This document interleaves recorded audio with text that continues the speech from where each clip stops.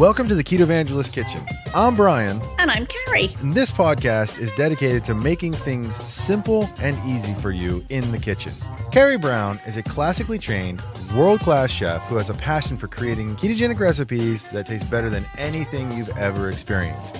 But more than that, she loves teaching people how to cook the right way. And each week on this podcast, Brian and I discuss all the ways you can create awesome keto food that is guaranteed to make you a rock star in the kitchen. If you'd like to learn more about Keto Evangelist Kitchen, you can go to ketoevangelistkitchen.com and sign up for the newsletter. In exchange for your email address, you'll get brand new recipes delivered to your inbox, ready for you to whip up in the kitchen and enjoy with your friends and family. So sit back, relax, and get ready to laugh and learn. You're about to enter the Keto Evangelist Kitchen.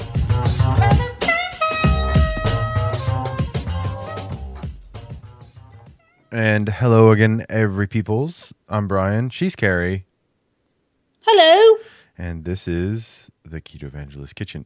So do you think that I should tell everyone what it is after they just did the intro and we said it was like the Keto Evangelist Kitchen like 3 or 4 times during the intro? Should I still say it? It is your podcast, Sweet Pea. You may do whatever you like. It's not mine. It's ours.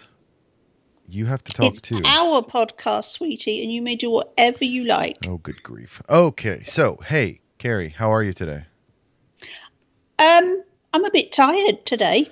Now, is that because you were out gallivanting? Wait, do Brits gallivant or... Oh, Brits are so good at gallivanting. Okay. We invented gallivanting. We're sure? Awesome gallivanters. Are you sure the French didn't invent gallivanting? I mean, because it sounds like it would be a French thing. Now, the French may have invented it, but I'm sure you guys perfected it. Exactly. Okay. Either way. All right. So now, is that the reason for your being tired? No. Is it something else? Is it because of the time change that we experienced recently? Actually, the time change was awesome. I can't talk to you. This is it was the October time change that was not awesome. Oh, I've never had jet lag, and despite all my traveling all over the world, I've never experienced jet lag, and I've never had an issue with the time change ever until last October or November or whenever it was. You are just completely backwards in this. And then in October or wherever, it's kind of like I could not deal with the time change and everything became dark and gloomy. And I don't know what happened. And I was beginning to think that, something was wrong. And I upped my B vitamins and did various other things, but I just was kind of sluggish. And then the clocks changed again, 2 weeks ago? Was it 2 weeks ago? Whenever it was. And suddenly, inexplicably, I've been a lot more with it. You've been a lot more Carrie? I've been a lot more Carrie. So, yay. I was very excited that the clocks changed back in March. Well, you're the only one. The October change everyone loves because you get an extra hour. The spring change, you lose an hour and everyone's grumbly and miserable. But not you. Not me. No, I've been the exact opposite. And it's very odd, and I kind of really don't want to put it down to the time change because that's just ridiculous. It's an hour, right? I mean, what's up with that, people? Just get over it. But this year, I just did not do well with the full autumn time change. And I only know that because I suddenly am doing a lot better. Now we've gone back to spring, so I don't know what that's about. But anyway, no, that's not why I'm tired today. I think I'm tired today because I'm on vacation. Oh. But I'm actually busier on vacation than I am when I go to my day job. So my body's like, ooh, we're on vacation, let's sleep. And my brain is like, I'm on vacation. I've got a million things to do this week. So, do you find that when you, like the first thing you do when you go on vacation is like you're up really early? Like, cause every time, if ever I go on vacation, like I don't have trouble. If I had to work, like if I had to get up early to go to work, I could sleep late. But if I'm on vacation or it's a weekend and I don't have anything to do, for some reason I'm up at 4 o'clock without fail. No, I'm the exact opposite. All right. I'm, in fact, on a typically if I vacation, I'm road tripping somewhere. And I was meant to be road tripping somewhere this time. I was meant to be going. So you're just tripping? You're just tripping this time here? I am just tripping. I was meant to be going to northeastern Arizona. And then I changed my plans and decided I was going to drive down and up the 395 east of the Sierra Mountains in California. And then a short while ago, I determined that I would have to forego my road trip because I have been slacking in my cookbook writing endeavors, and the Crockpot cookbook was not finished. And I grew up where you don't play unless you've done the work. So therefore, I couldn't go on my road trip because I hadn't finished the cookbook. So this is cookbook finishing week. So But I think my brain actually just wants to have a vacation and do nothing. But no, that's not happening. I completely understand that. I think everyone wants to know why Arizona gets an extra R, but California doesn't. Because it's Arizona, but California. Why is that?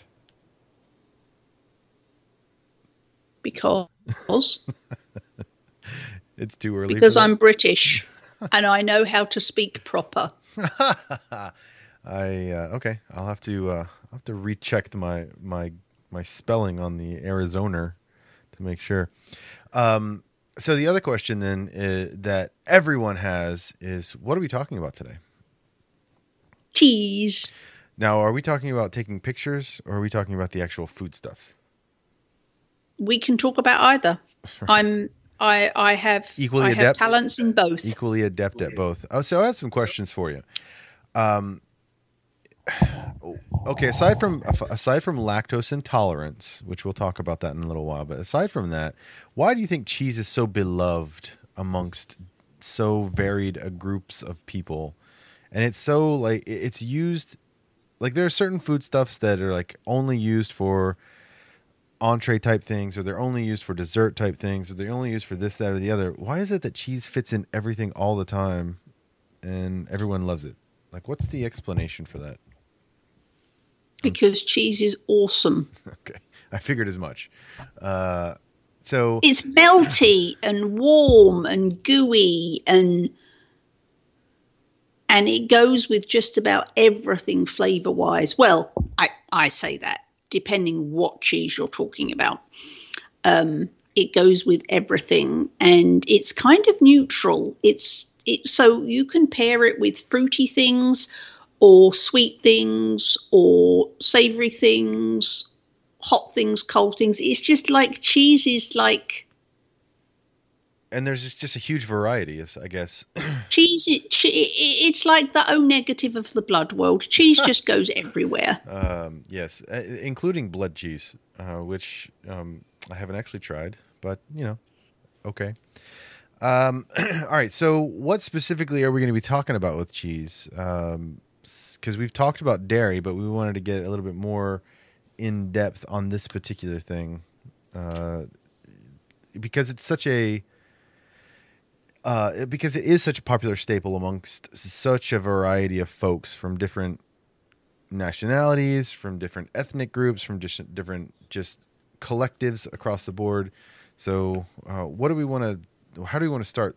What do we need to crack this nut? We're not doing nuts. That was a different podcast. Oh, okay. Well then, that was it. Okay, good show. Are we not doing any administration? Administration? What do you mean? What do you mean? Are we not reading reviews? Oh, I totally forgot about that. Oh, I'm glad you brought that up. Okay, so we have a review to read. I totally forgot. This is the kind of day I'm having. I'm glad that, see, it's not my show. It's our show. If you weren't here, I would totally just be, unadministrative. Right. I would not have been administrated. All right. So would have taken administrative leave. I would have taken leave of administration. Yes. Exactly. So what is the review that we're gonna read today? Well, actually, we're going to do two because we need a bit of balance. But we actually had, and I'm a bit sad really because one of the ones I'm going to read. I have to assume that the person who wrote it is unfortunately not listening because they hated us. They hate our podcast. Oh, so but. Just in case they decided to torture themselves for just one more episode, I'm going to read the review from Maya 5433. Okay. She gave us, well, I'm assuming it's a she, but I don't actually know that. But so Maya 5433 gave us 1 star with the total title of Waste of Time. And here's what Maya 5433 wrote. This podcast is a total waste of time. There is no substance in it. Stupid jokes and exchanges between the hosts. No scientific info at all given to back up claims. Every topic is called out and closed with zero helpful info given. So very disappointing. Well, so apparently this person does not like the show very much is what I'm getting. That if I had to narrow that down, I'd say that they're not our biggest fan. I strangely, I would agree with you. My curiosity though is, I don't think we've ever claimed to be a scientific show. I think we're talking about food, right? Like how to make food, what kind of food to buy, right? So I mean, yes, I can't actually think of one piece of scientific evidence about how to choose food in the grocery store. I mean, I don't know if maybe I'm missing something, or do we make claims? I claimed that leeks were delicious. I have no scientific backup for that. I make claims all the time, but that's because I don't know where to go. I'm a bit lost. Oh, well, clearly they like something other than what we're providing, and good on them for that. Yes, I'm not sure. Yes, I'm a bit confused about the no scientific info at all given. Well, okay, to back the claims. Because one, we don't make any claims. Well, let me do this. Here's some scientific info given. E equals MC squared. We gave some science just now, so hopefully that will mollify. Yeah, but you have to have a claim to back that up with. Does E equal MC squared? Yes. I claim that E equals MC squared. What's my proof?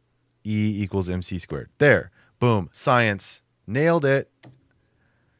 You can't out-science me. What? All right, so you said now, moving on. Yes, you have another one. I do. And this was from J. Walden 52. Hello, J. Walden 52. I don't know if you're a girl J or a boy J, but we're very happy to have you. And your title was My Current Favorite Podcast! Exclamation point with 5 stars. So that got us off to a good footing. J. Walden 52 says, I started this podcast last week when I ran across it. As I just started to eat keto a month ago. Yay! Congratulations. I'm probably already through half of them. This podcast, though one of its best qualities is the humor, is such a lifesaver. I started really researching keto and have quickly found the enormous amounts of bad advice out there in relation to this way of eating. This podcast is such a wealth of good info and advice. I love to cook too, so truly this is right up my alley. Thank you. Wow. That's a much more pleasant way to wake up, isn't it? Yes. Okay, so we are thrilled, J. Walden 52, that we despite the lack of scientific info and despite the fact that we back up no claims whatsoever, we are thrilled that you are finding us such a wealth of good information and advice. and that you find us useful in helping yourself save your life. So, I guess then, I think the key takeaway there is the fact that Jay Walden gets the humor. There's no like, they understand. They get it because they don't make the silly claim that I'm sophomoric in my humor. So Jay is now my favorite person. So there. Go Jay! Yes, up with Jay. Well, thank you for that review. That's very nice. So if you want to have your review read on the air, you have to leave us a review. So go to iTunes, either through the iPod or through your podcast app or through iTunes itself with it, if you have an account, and tell the world what you think in terms of how awesome Carrie is. 5 stars is good. And tell the world how awesome Carrie is, because that's what we do. All right, so if you want us to read that review, leave it for us, and we will. So there you go. Oh, by the way, so when we get a 1-star review, just so you know, a 1-star review is 1 out of 5. So that's a pretty low-rated review. And what happens is when we get a review like that, if it's a legitimate review, like someone doesn't like the show, what that does is it drags us down in the podcast rankings in iTunes. So we need folks to go in and start giving us more 5-star reviews and more positive or 5-star ratings and more positive reviews, so that we can negate the incidental negative ones that we get. So if you want to help the show out, you should do that, because we'd really appreciate it. So if you find what we share useful, and I assume that if you've listened to more than one, that you've found some nugget of either entertainment and or usefulness. Either that, or you are a prisoner somewhere and someone is using this as a form of torture to you. In which case, when you get out, you should still give us a nice review, because we were there for you in your moment of need. Okay, so. There are other ways to interact with us, though. Are there? Not just iTunes. There are. What are other ways to interact with us, Carrie Brown? Well, there's Instagram. Instagram? Really? It's that picture-taking app thing. Oh, I've heard of this. Mm-hmm. It's very pretty. Not a lot of words. Oh. Well, actually, it's getting wordier, but it's kind of, you don't even have to look at the words if you don't want. Okay, that's good, because a lot of times people don't want to look at words, so it's all picture based. So what you're saying is Instagram is a way that we're posting pictures of stuff? Yes. Oh, okay. And okay. There's also Pinterest, which is also a lot of pictures, but that's a lot more interactive in that you can click on the pictures and it takes you someplace else, which can be very exciting. And we have a Pinterest. We haven't had it very long, but we're filling those boards up. And that's a great place. If you're a Pinterest user, that's a great place to know where all your keto evangelist awesomeness is in one place. So all your Keto Evangelist Kitchen recipes and cookbooks and podcasts and everything that we do are all up there on boards on Pinterest. So that could be your place. If you forget where all our various bits and pieces live, you can have them all living in Pinterest. And then we have the Twitter. The Twitter? The Twitter. And we also have the Facebook group, which is facebook.com/groups/Keto Evangelist Kitchen. And we have got upwards of 60,000 happy, excitable, ketogenic eating cookers in the Facebook group, sharing their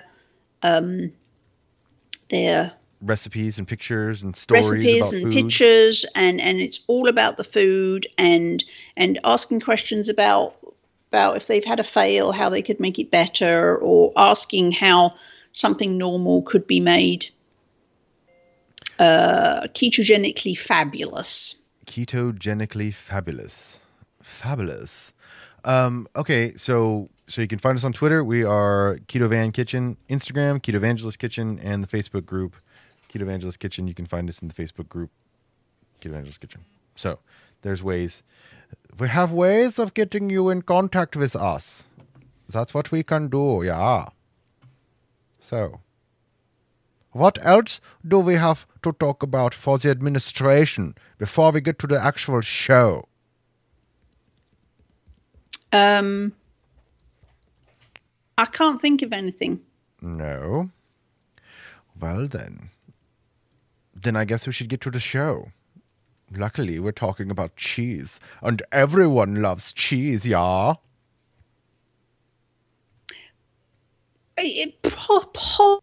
Possibly not everybody, but I would say the vast majority of people like cheese, and probably the vast majority of that vast majority love cheese. Cheese is just the universally loved thing. It is, and people get very upset if they are told that they can no longer have cheese.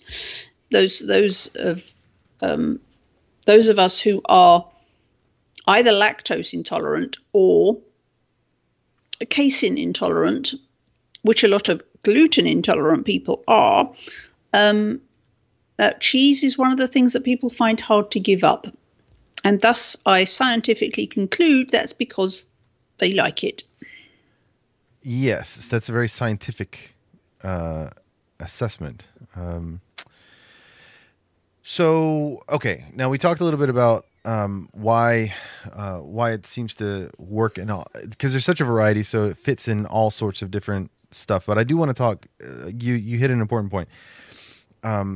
If it turns out that cheese does not help you in your progress, in your healthy endeavor, you look, regardless of how delicious it is, regardless of how delightful it is, you gotta kind of let it go.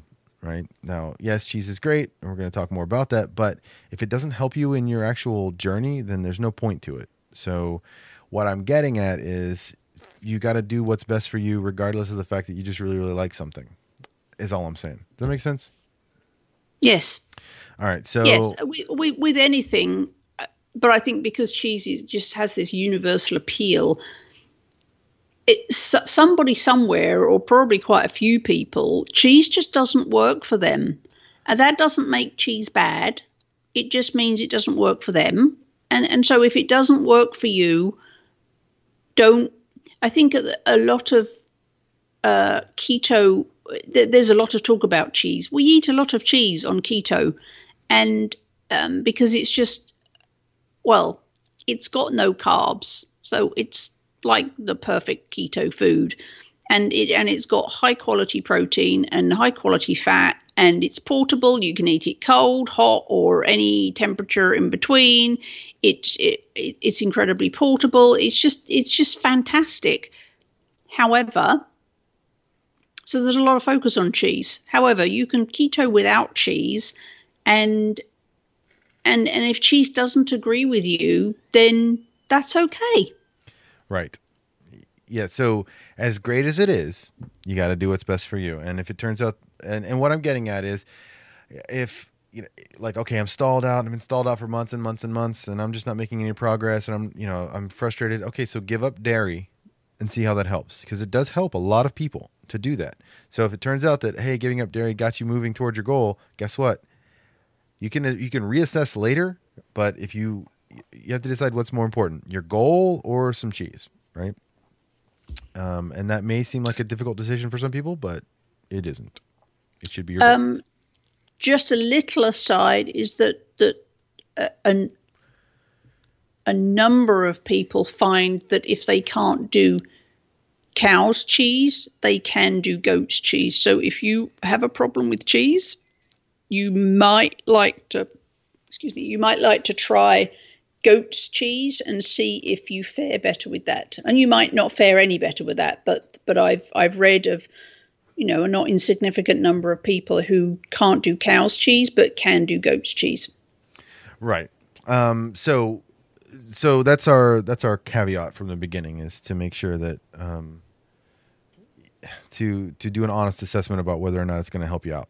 Now, the majority of folks, they're going to be fine with it. But there's a certain percentage of folks who do better without it. So just consider that as part of your as part of your options for your plans. Now let's talk about actual cheese. What is cheese, by the way? Well, it's actually not when you describe what cheese is. It actually doesn't sound all that pleasant. No, it doesn't. Does it? So, and then you get to the moldy cheeses, and it gets even less pleasant. But cheese is actually, so it starts life as milk, and then various things are done to it. But the actual cheese is formed by coagulation of the milk protein casein. So it's coagulated protein. Okay, so that's actually where the name cheese comes from. Is there's an old Latin word caseus, which was specifically assigned to that protein, casein. That's what we call it now, and that's how we got the name cheese. It derives from that. So that whole casein thing, it is what makes cheese what it is, really. So you have to take that milk and you have to make it coagulate. Now, if anyone's ever seen spoiled milk or milk that's been sitting out in room temperature for a long time, you'll notice that it does chunk up. It does solidify to a degree, separating the solids from the whey, that sort of stuff. So when you're talking about coagulating, you're talking about doing more than just that, right? You're not talking about just leaving it out in a room and letting it just kind of separate on its own. Right. In cheese making, they actually acidify the milk. Various means that they do that. They acidify it, and that causes it's also fermented, which causes the coagulation milk to curdle, and then the curdling is the separation of the solids and the liquid, and then that's when they coagulate. So it's done deliberately. It's not just made by leaving milk out to go to do its own thing. It's actually forced. And the most common method that is used to create this coagulation is it's an enzyme called rennet, right? And it's added to the milk, and it's different. So the acidification, adding the enzyme of rennet, and different other stuff added to the cheeses, and different temperatures that the cheese is stored in, or the milk is stored in to make cheese. This is how we create different varieties of cheese, right? So right. So yeah, the style, the texture, it depends on what they use to coagulate it, how because sometimes they use yeast to ferment it, microorganisms that they introduce into the milk, the way they cut it and drain it, how they ripen it or not, how they store it. You can store it in different temperatures, or different humidities will change the flavor and the texture of cheeses. So it's all of those variables that get you the multitude of different cheeses that are available with all their different flavors. And flavors are even changed by the origin of the milk, what animal it comes from, but also the diet that those animals are eating.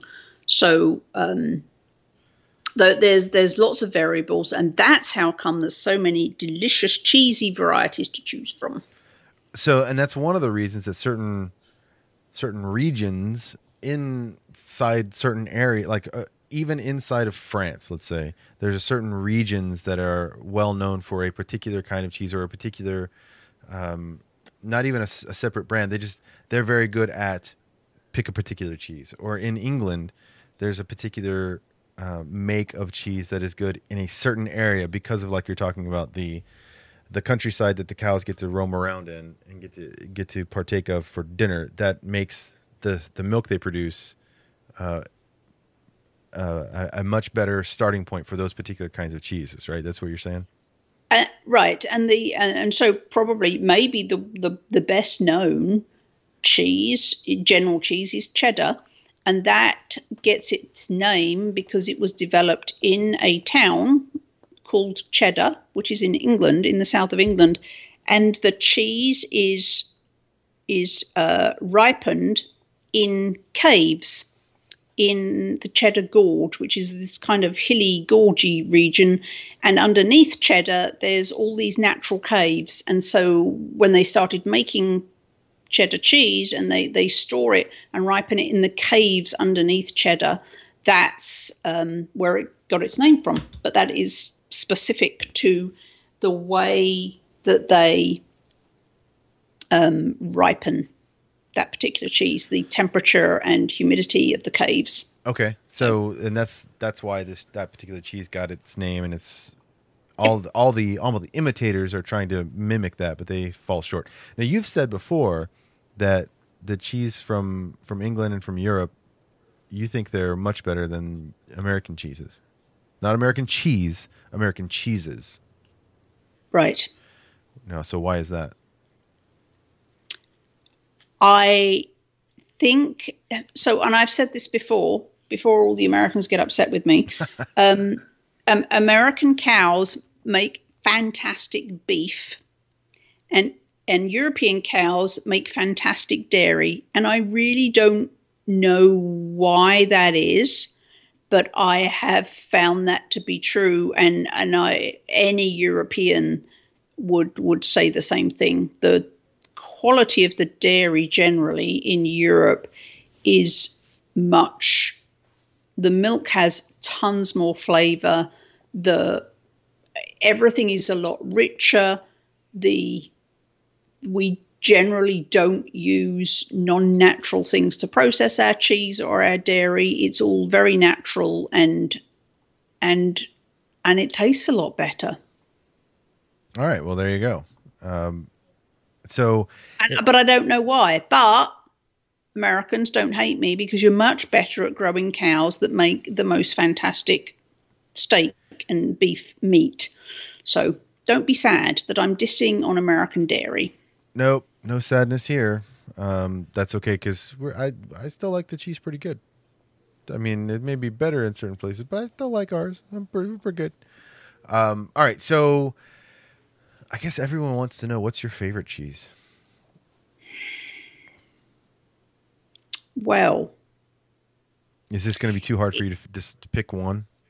Can you pick three? Yes, and it kind of depends what mood I'm in and what I'm cooking and how much money I have in the bank. And wow, that's quite an investment in cheese. Where I am and the time of year. So at Christmas, for example, I used to love getting, and this was like a treat for me because it's spendy, is I always used to have, but only at Christmas, I would have Stilton with apricots in it. Say that I don't do that anymore. No.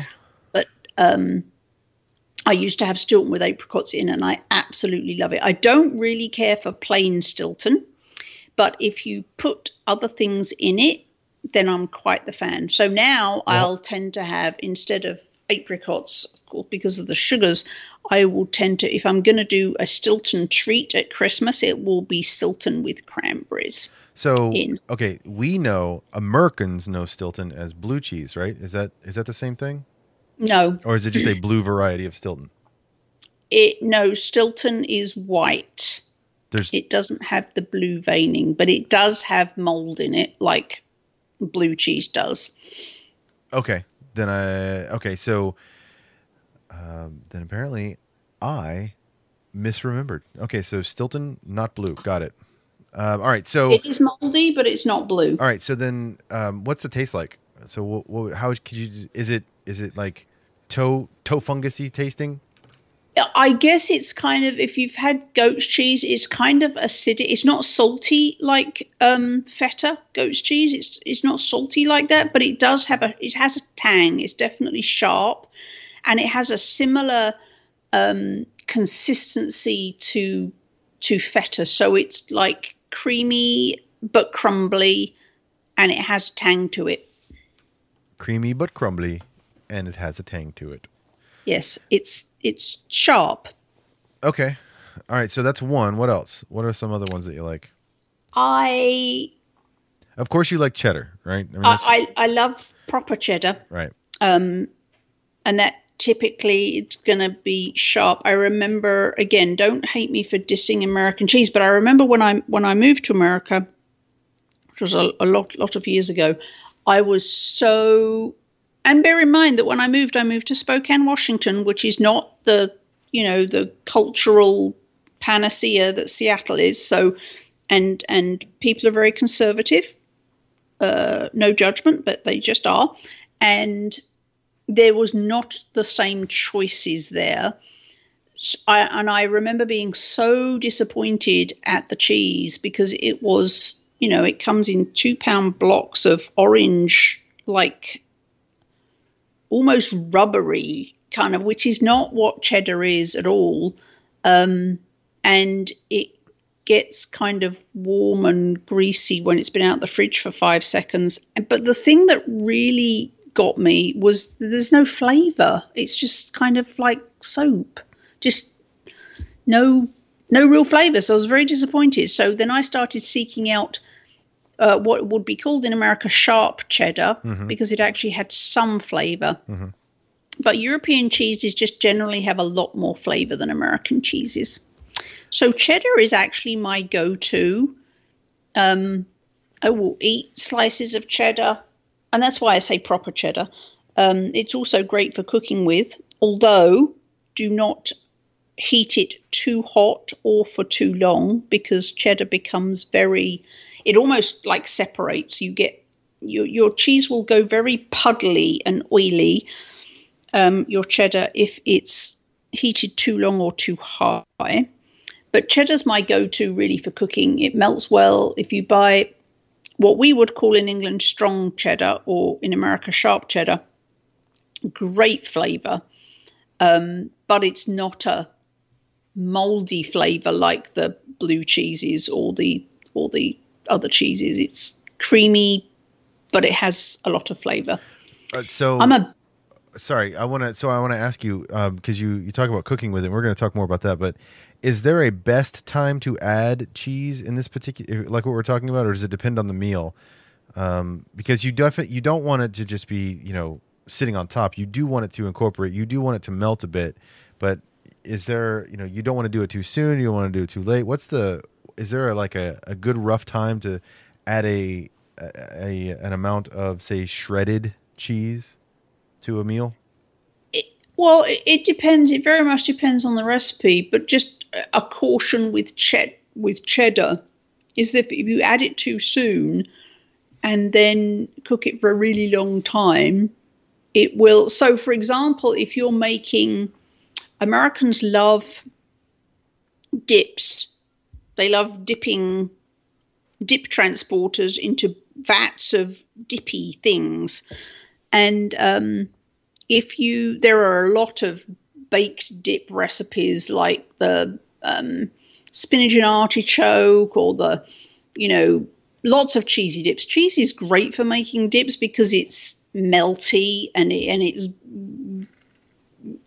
what's the word? Viscous. It's just, yeah, whatever. You all know what melted cheese is like, and it's lovely.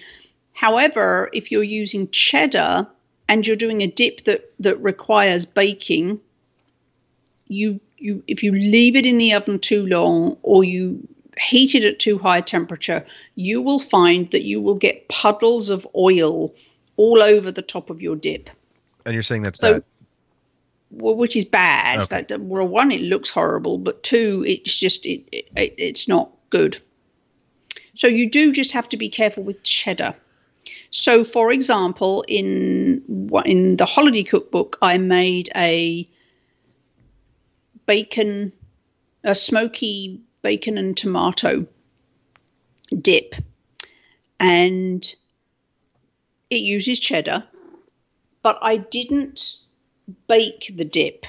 I made it in a pan on the stove, and the cheddar was the thing I put in last, and just heated it, put it into the other ingredients and heated it just until it was melted. I didn't then bake it in the oven because I knew that what would happen was that the cheese would separate out and it will become very oily and unappetizing. All right, so that's a concern for cheddar. What are some other cheeses you really dig? I do like soft cheeses. Okay, so hold on. Let's make sure when you say soft cheeses, those are cheeses that are higher in moisture content. So the way hard cheeses get harder is through the process of creating the thing, they sort of the cheese manufacturers are constantly pulling moisture out away from the curds so that they solidify, they get stuck together more. So softer cheeses have higher moisture content. Right. So they're also called semi-soft cheeses, right? Some of them are. Okay. Yes. One of my favorites soft cheese is Port Salut, which is a French thing. Comes in and it has an orange. It's like a waxy, like a rind. Mm-hmm. But it's not soft and like oozy like brie, but it is softer than a hard cheese. I do like the soft creamy cheeses. I'm not a huge fan of brie on its own. Meaning what? I wouldn't just sit and eat a slice of brie. Just because it's bland, or just because you don't like the mouthfeel? I can't put my finger on it. My father was an enormous cheese lover, and he used to eat all sorts of weird cheeses. And brie I don't know whether it was the smell of brie or the mold or the on it, or I don't know. But I don't care. However, if you the baked brie is one I used to eat. And I should develop a dough to put around a brie. A baked brie would get me all kinds of excited. Warm baked brie. So I think maybe it was the fact that brie oozes even when it's not warm kind of put me off a bit. But yes, well, that is a little bit disconcerting when you approach it's room temperature and it's like already like oozing out. I have to admit I've eaten up to 3/4 of an entire brie just by myself at times. Yeah, I can't eat it just plain naked lump of brie. But if something's done with it, then I'm happy to eat it. I do also love, and I don't think they're a big thing here, although I'm always excited when I go to places like which have more varieties of cheese. If I go somewhere, there's an increasing number of usually European cheeses, and that makes me very excited. I do love smoked cheese, so smoked Gouda is a particular favorite of mine. Also known as Gouda in the United States. So smoked Gouda. I love smoked cheeses. Edam was one of my favorite cheeses growing up. Edam comes from Holland, and it's typically in a ball, and it's covered in red wax. And Edam it's got a milder, nuttier flavor, but it's more like mozzarella. It's more rubbery in texture. It's not hard, almost crumbly like cheddar. Rubber's not the right word, no, but it's more pliable. Yeah, so you can. Yeah, it's more pliable.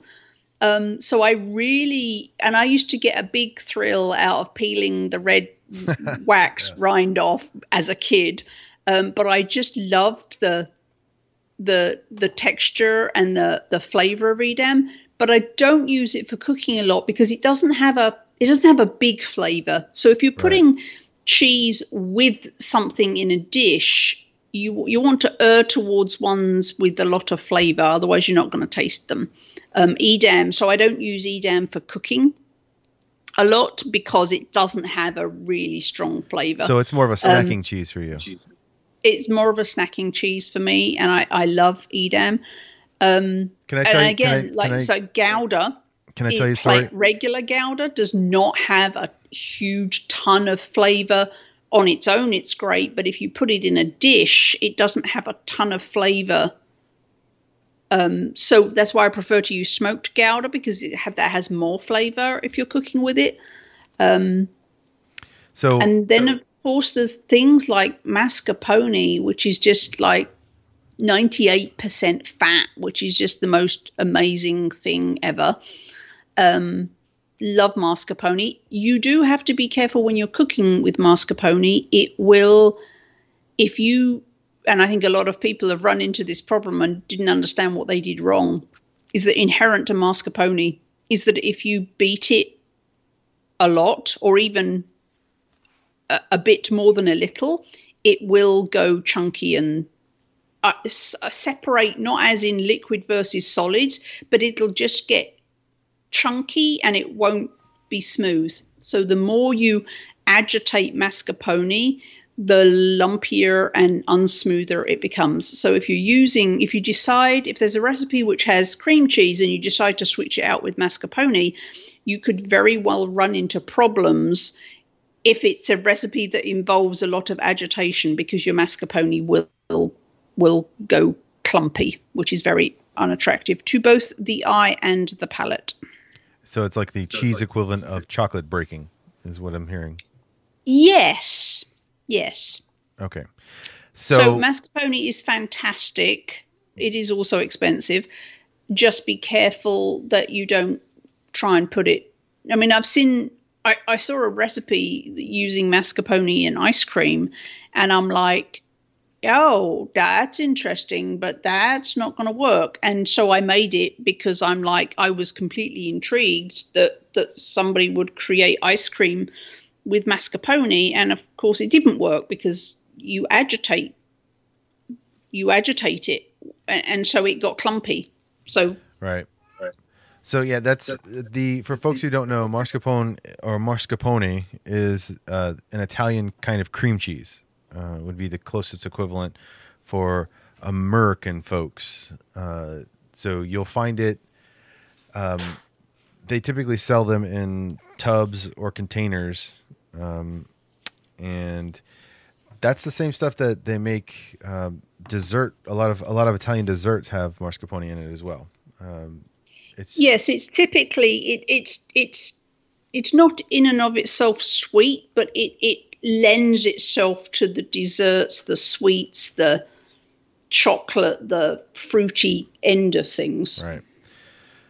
Okay, so what else? What are some other good cooking cheeses that you can I love, and I'm going to talk about them because they're getting more and more available here in England.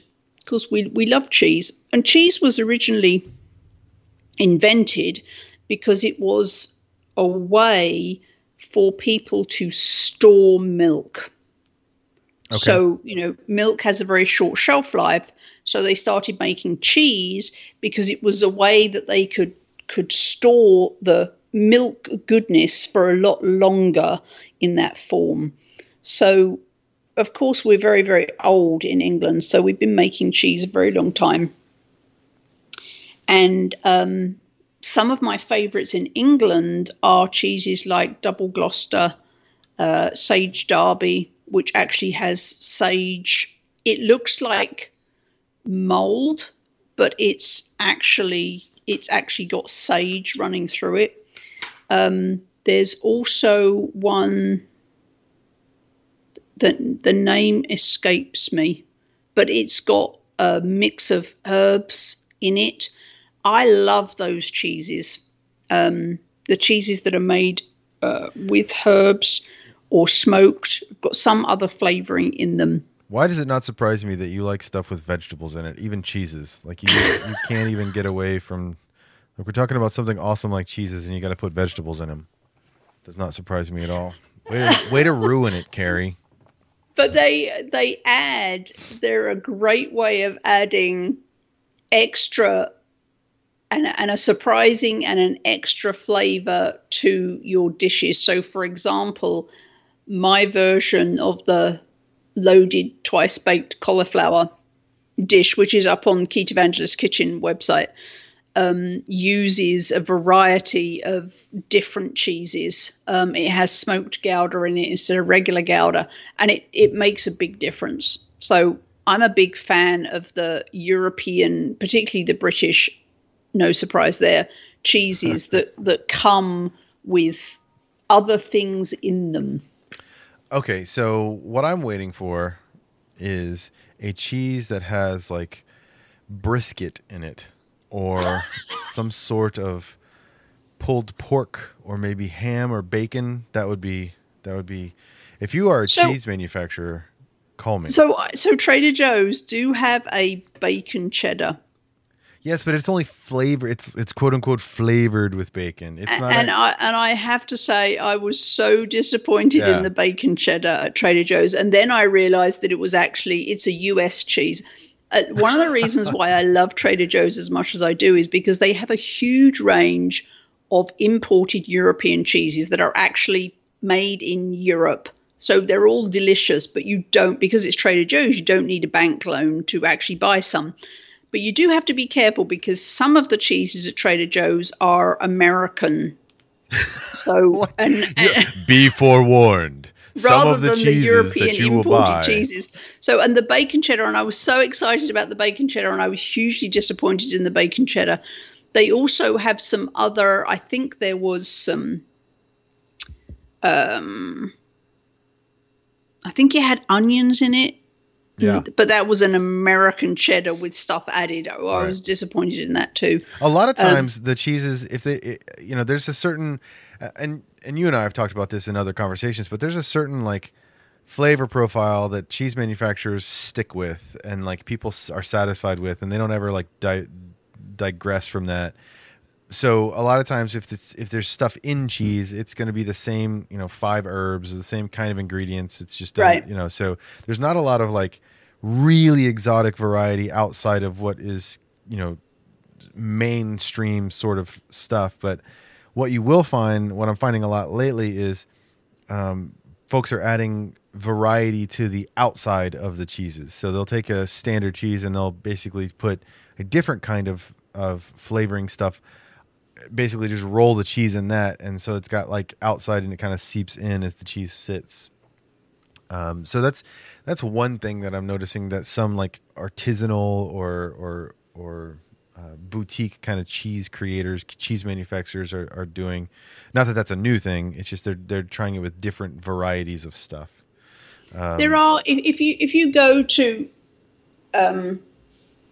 the more upmarket delis, delicatessen counters in America, you will find an increasingly large range of weird and wonderful cheeses, which makes me very happy.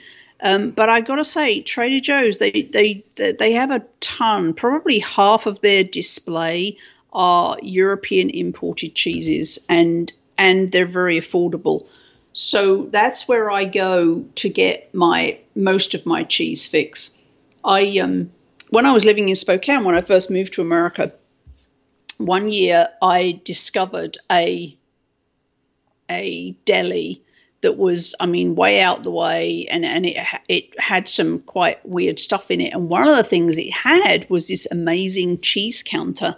And so I threw a cheese party at my house. It was just before Christmas, and I invited a bunch of people over, and I had, I don't know, 10, 12 different cheeses, and this was a long time before I knew I was gluten intolerant and couldn't have bread and crackers and whatever. So we had crackers and all the regular stuff, but I had about 12 different varieties of cheese that I thought most people probably would never have had.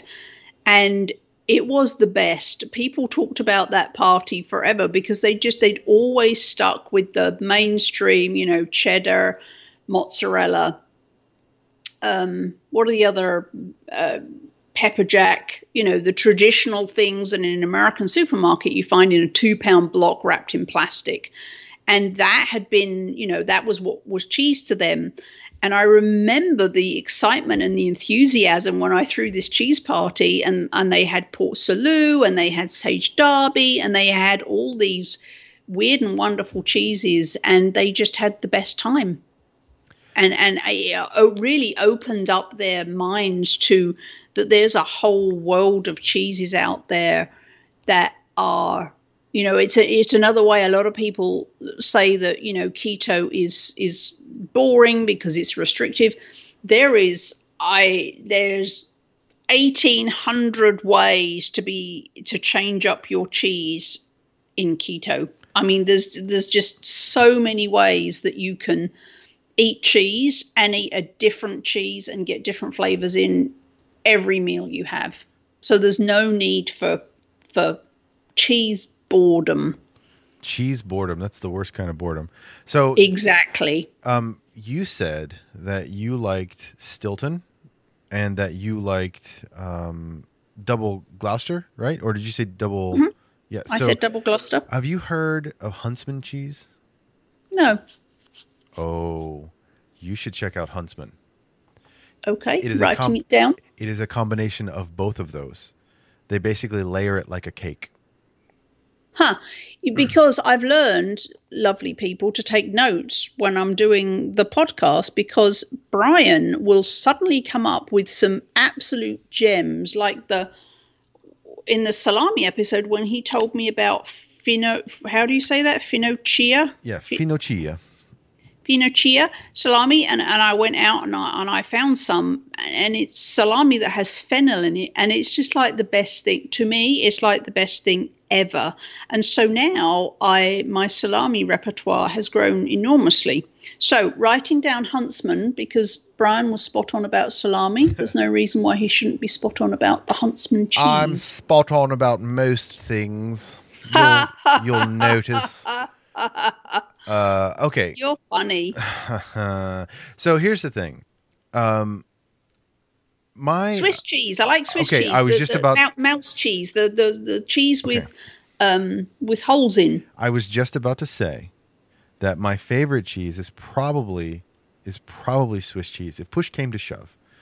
Now, and that again, it has a much milder flavor. It can be kind of on the nutty end, but it's mild. But it's got that same kind of texture as Edam, which is maybe why I like it so much. It's not rubbery, but it's kind of malleable. It's not hard like a cheddar. Right. And so when I was growing up in Germany, now there's a manufacturer in the United States. Yes, this is an American cheese, so naturally you're going to hate it. But it's called Laughing Cow. I think it's the closest analog. But when I was growing up in Germany, one of the ways that we used to snack is we would get these little small balls of Edam with that you could peel the wax off of, mm-hmm. and then eat the Edam that's on the inside. So they weren't big chunks; they were little ones, and they have not similar because it's not actually Edam cheese. It's supposed to be cheddar cheese inside the Laughing Cow stuff in the United States. But I grew up basically snacking on those like little small balls of Edam cheese, and when I actually started cooking for myself in high school, I discovered that I really liked Swiss cheese because I love what happens when it melts. And I used to make a lasagna. So this, again, you and I have talked about this, but like, I don't like any traditional stuff for the most part. I mean, there's some exceptions to that, but when it comes to food, I like to experiment and try some stuff because, whatever. So lasagna has some things in it that I don't like. It has ricotta cheese. I'm not a fan. You say that. I remember in England, I used to hang out with Americans, and when they told me, I had a bunch of them come over to dinner, and I made lasagna the way an English person would make lasagna, and they came over and they're like, "Wow, this is the best lasagna ever." And I'm like, "Really? Why?" And they're like, "But you didn't use cottage cheese and you didn't use ricotta." And I'm like, "What? You use cottage cheese or ricotta in your lasagna? What's wrong with you? No wonder you think this is great." Yeah, so I don't like ricotta cheese. So, and I'm just saying, you're saying lasagna, you don't like it with ricotta. Right. In England, you would never get a lasagna with ricotta. So I think that's a oddly American It could very thing. well be, but that's the like traditional staple. Like if you go to any Italian place in the U.S., at least let me caveat this. I'm going to make a scientific claim that I'm not going to be able to back up. I have yet to go to an Italian place in my life, and I don't eat Italian food anymore. But when I did, if I ever ordered lasagna, it always had ricotta cheese. That's like the traditional. It's what I grew up knowing as the traditional way of making lasagna. Now, if you're listening to this and you are very familiar with the Italian way of making stuff, the like traditional, and it does or does not include ricotta cheese or something like that, let us know. Because maybe the Brits got it wrong, maybe the Americans got it wrong, or maybe we both got it wrong. But what I did instead is I got rid of all the soft cheeses, and I would put like mozzarella, which is normal, but I would put Asiago, and I would put Swiss, and I would just layer on the Swiss cheese, like just thick layers of multiple packages of Swiss cheese inside the lasagna that I was making. Did you grate it or slice it? It was sliced, and it was delightful. That's when I first fell in love with cheese. Yes. I'm a big fan of Swiss cheese, although it doesn't have a ton of flavor, but it has other things. But you melt that stuff down, and all the flavor around it will stick to it, and that's what's great about it. Super good. So, all right, what else? I will tell you this: I make a wicked Asiago cream sauce. So I love me some Asiago cheese, and of course, as Mario Batali calls it, the king of the cheeses is. The Parmigiano Reggiano, not the grated kind you get in the little green canister that says in the grocery store, but the actual like lump. Well, either lumps or like shredded Parmesan Reggiano, like full flavor, all kinds of like, pop you in the mouth when you put some in. Those are great. Now the thing about Parmesan though is it doesn't melt very easily. So it's harder to make a sauce out of it. You have to really watch what you're doing because you'll end up burning some of the other ingredients if you're trying to melt that. But the Italian cheeses, I don't know if I'm allowed to say this, honestly.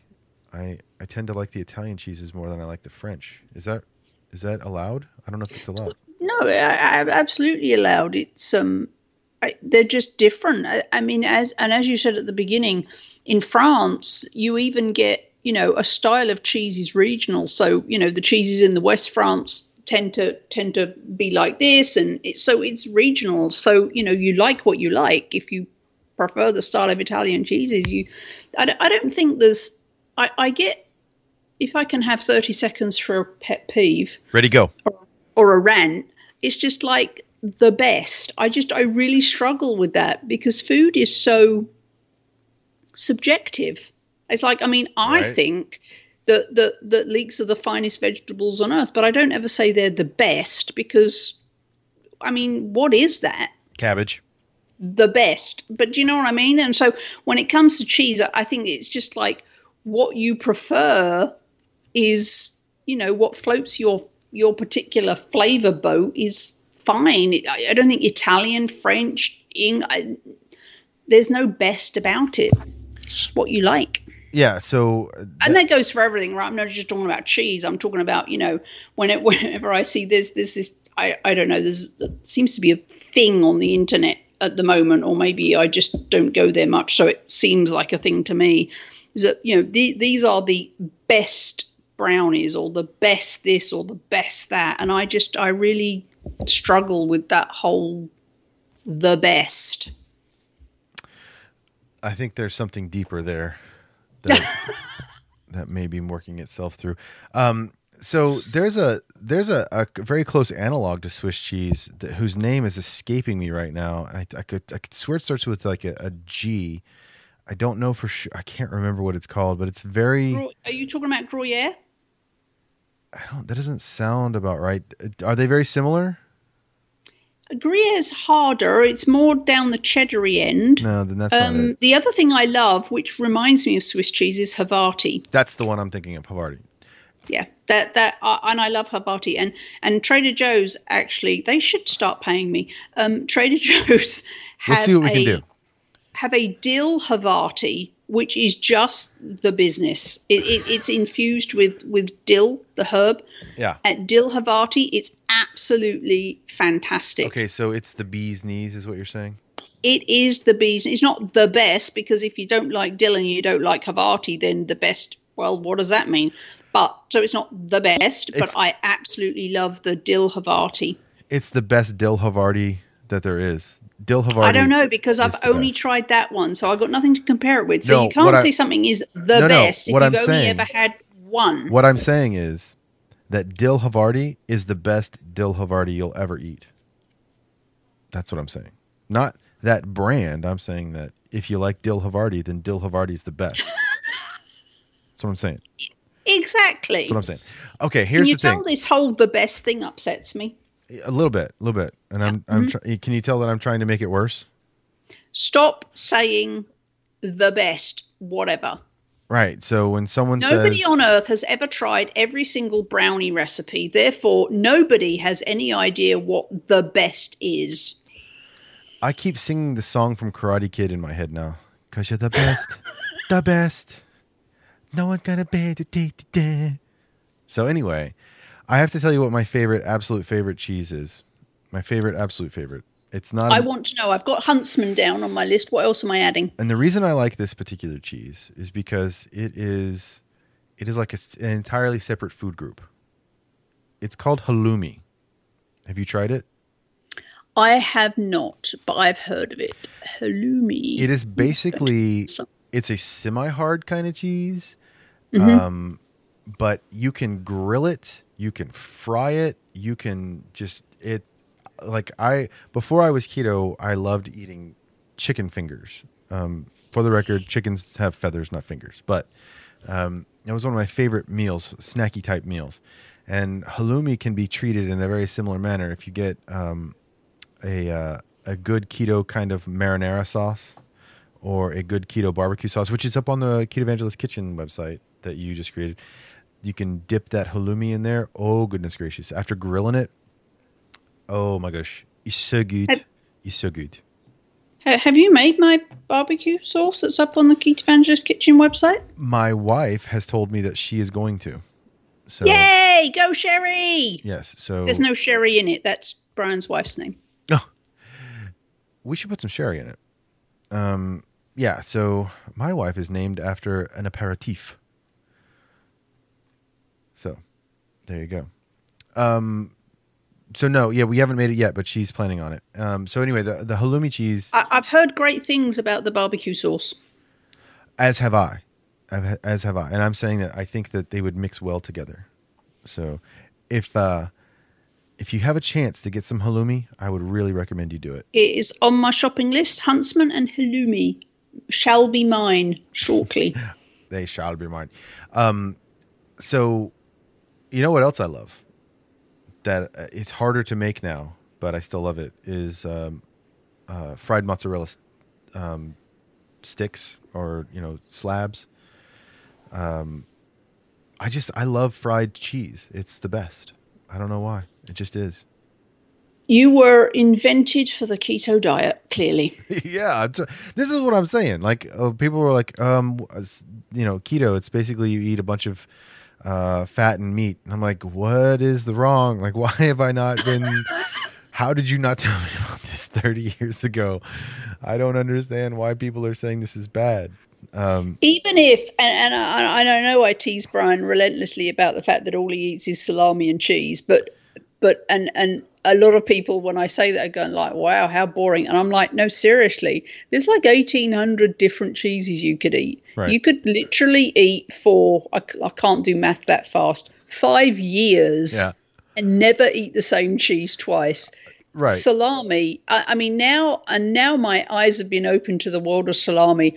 Every time I go in a store, yesterday I took a trip out to Whole Foods. I don't normally frequent Whole Foods just because it's expensive, and I don't want to create stuff with ingredients that you could only get, for places like Whole Foods that are going to cost a bunch of money. Not because I don't love them, but because my recipes also, I need them to be budget friendly so that they're accessible to the majority of people. But I did. There are some things that they have there. As a complete aside, I found ground duck there yesterday, and I was so excited. I think I screamed a little in the meat department, much to the surprise of the butcher. Anyway, so Whole Foods, I'll go 3 times a year, but now if I go to somewhere like Whole Foods, or the new Met Market that's just opened up in Sammamish, nobody knows where Sammamish is, but there's a Met Market, and of course I'm now drawn to the salami department. The Met Market has an amazing array of salamis and Spanish chorizo and all of those meats. Anyway, my point was, you could eat nothing but salami and cheese and not eat the same thing for like years. Yeah. So to anyone who says that, that keto, and particularly Brian's way of eating, is just incredibly dull, you need to start exploring the vast array of cheeses that lie within that category, and also cured meats. There's just like, you can get totally exciting just with those 2 things. So, and that's without tossing in exciting lettuces and leeks and all the other things that we love that we talk about. Or as I like to say, the things that ruin your meal. So I do have an aside to add to that. Recently, Carrie Brown, much to my dismay and chagrin, gifted me with a 2 sets of handcrafted salami of different varieties and tastes and textures. And I have to say, it came at the perfect time because it got here the day before I got sick. So I had a bit of a head cold for about a week, and lucky for me, I had about a dozen salami to get me through that time. And I got to try a whole bunch of varieties that I've been wanting to try, and I got to try a whole bunch of varieties that I was very familiar with, and I got to there's the variety of flavors and textures within salami is just tremendous. I only came across one that I didn't like, and it was fixable, so I fixed it. And after I fixed it, I still liked it. So I'm still. And tell us about that. So the one I didn't like, yeah. The name escapes me, but basically what they did was they took this just delicious salami, and they coat it in about a 1/4 inch thick black pepper. So the whole outside is just black pepper, 1/4 inch thick all the way around, and it is just too much. Now the reason it's too much is because normal people, they will eat salami, sliced in a thin slice, 1/8 of an inch thin slice, and they'll eat that. So if you're doing that, the amount of black pepper that you consume, not going to be that much. I, however, will eat half an entire salami at one time. So I would get just a gob full of black pepper. So I had to basically scrape off all the black pepper to where it was just a very, very thin layer, and it was totally fixable at that point. So the first experience I had with this was unpleasant, and I was a little distraught because I was like, "There's a salami I don't like," but then I fixed it. So I was back to batting 1,000. Peace has been restored. So I need to say thank you, Carrie, for providing that to me, and don't ever do it again. So you're welcome, and I will do what I like. Don't tell me what to do. Exactly. All right. So anyway. As we have a salami aside, Volpi, and I think it's volpifoods.com, so VOLPI foods.com, and you will find an amazing assortment of handcrafted, yummy salaminess if you're interested in looking at some of the ones that I sent to Sir Williamson. And we get nothing for that. It's not like we're promoting it. We get this. It's just good. We get paid nothing for anything. Right. Yeah, ain't that the truth? But no, this isn't like we're trying to make some money off of you guys buying something. Yep. No, we would tell you if there's an affiliate deal, but there isn't. We just like it. Yep. It was just really good. And I truly have no affiliate deal with. In fact, I have affiliate deals with exactly nobody. The reason I talk about Trader Joe's so much is because that's where I do the majority of my shopping. So, right. and so, yes, volpefoods.com. You're welcome, Volpe. Right. If you're from Volpe, call me. I want to talk to you. I want to make an arrangement. All right. So you know what time it is now then?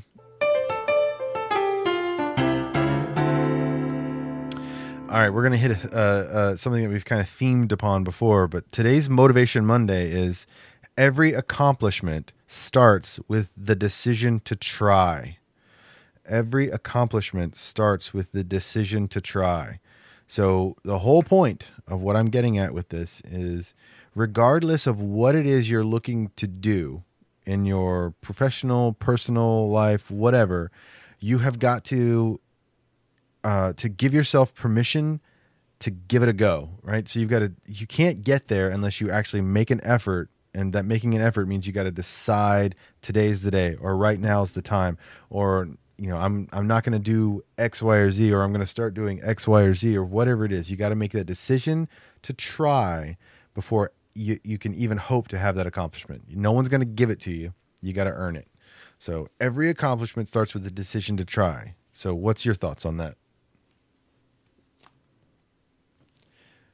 All right. I'm an introvert, so when things get tossed at me like that, sometimes I can't just go. Sometimes I have to think. Oh. We should have the Carrie's thinking music of some kind. We should have ding, ding, ding, ding, ding, ding, ding, ding, ding, ding, ding, ding, ding, ding, ding. Are you mocking my introversion? No. Yes.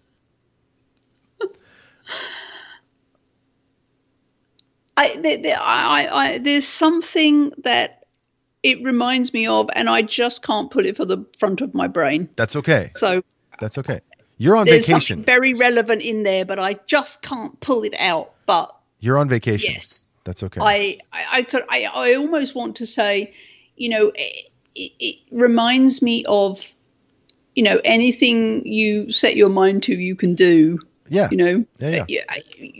You just have to set your mind to it. You just have to decide, this is what I'm going to do, and know that you can do it. Right. And so because otherwise you won't start anything. Right. I mean, if you think I can't do that, for sure you can't. Yeah. That's another saying by Henry Ford, whether you think you can or you think you can't, you're right. Right. That's the whole idea. So you never know what you can get done until you actually make the decision to do it and then work for it. So that is the Motivation Monday.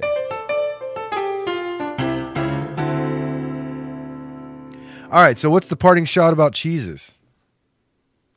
What's the final word? What's the end all be all? What's the so what? Your homework this week, lovely people. And actually, this could be a weekly homework. The weekly cheese homework is to try a new cheese that you've never had before. Now, does that count? Does it count to say, okay, I tried jalapeno cheddar this week, and then I tried habanero cheddar the next week, and then I tried... Absolutely. Okay, good. Then... Yep, you can. I mean, if you want to try the bacon cheddar or the onion cheddar or what, I mean, and maybe start there. Maybe start with, if you've only ever had cheddar your whole life, just start with doing flavored cheddars and then progress to maybe something that's not a hard cheese. Go to a soft cheese or a semi-soft cheese or one of the ones that comes in wax or something. But there's lots of wildly exciting cheeses out there. Cheese is incredibly good for you. It's essentially milk with all the liquid removed, and it's fantastic for keto because it's protein and fat, no carbs, incredibly portable. You can cook with it or not. You can eat it on its own. You can eat it with other things. It's just like the most versatile thing ever. However, don't get stuck in the boredom of cheeses that you find in the chiller at Fred Meyer's. There's a world of fantastic cheeses out there. And I would strongly encourage you to add some new cheeses to make your keto life even more delicious. All right, so there you go. Add some variety by adding some cheese. Get to know your cheesemonger.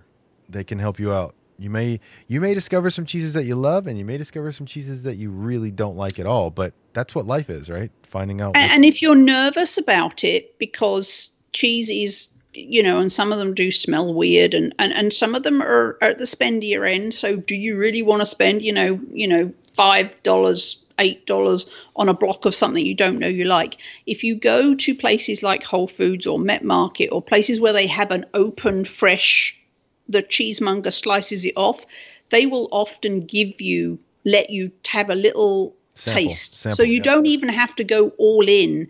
You can go, make an hour of it. Take your best friend or your spouse and go to the cheese counter and try, 5 or 6 different cheeses and then buy a pound of your favorite to take home. And then eat it on the way home in the car. Then eat it on the way home. But no, I mean, go and sample some cheeses. If it scares you, go sample some at the store. But it's for me, I think that's an enormously fun thing to do. That's an afternoon out for me, is go cheese tasting.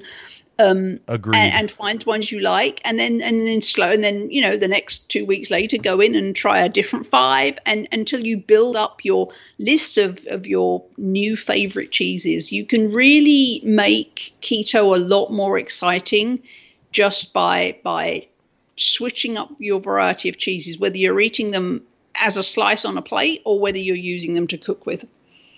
All right, so there you go. Make your life more cheesy. Cheese up your life. Make your life more cheesy. All right. Hey, Carrie, I'll talk to you next week then. See ya.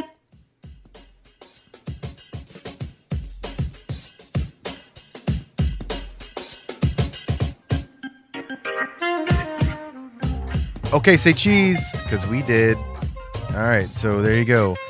I'm certain that we will be talking about cheese more in the future, but that'll give you an idea of some stuff to start with if you don't have a lot of variety. You can leave us a rating and review on the iTunes, either through your podcast app or through your iTunes account. Connect with us on Instagram, on Twitter, on the Facebooks. We told you how. You can find us. We're the Keto Evangelist Kitchen. You should find us because we're awesome. And you're awesome too. Speaking of that, until next time, keep being awesome.